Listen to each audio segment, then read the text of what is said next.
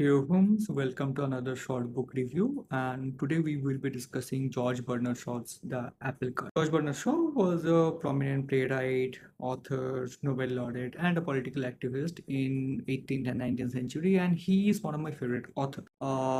His plays are usually very political, although the setup itself is not a political setting. While in case of Apple Cart, the premise itself is a political setting, and it's a setting where the main character, King Magnus, is dealing with his dilemma of wanting to be a part of democracy while not wanting to give up his privileges as a monarch, and also the concept of strong capitalistic institutions seeping in and having a stronghold control over democratic setups in a capitalistic system and turning them into oligarchy and hurting the representations of people's voice and hurting democratic processes as a whole. Now, George was a socialist, so his criticism of capitalism should not be surprising, and his social commentary in his writings are very in depth, which is what I love about his works. He makes you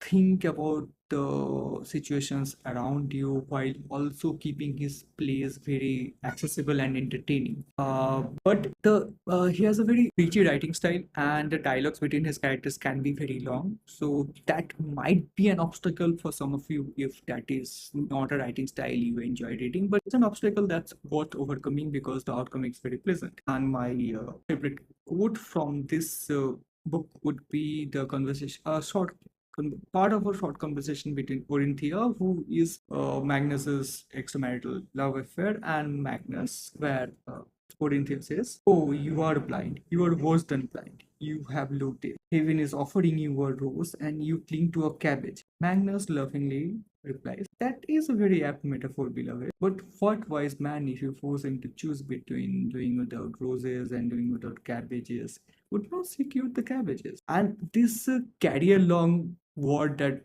George wages against romanticism is something I love about him.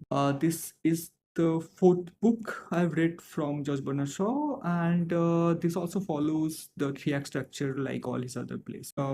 This is part of a collection published by Pico Classics. I got my copy from Poco Bookstore in Bhubaneswar, and the last time I checked, a single copy of Apple Card was still available. Doesn't matter where you get your book from, but try reading it. I feel it's something everyone should consider.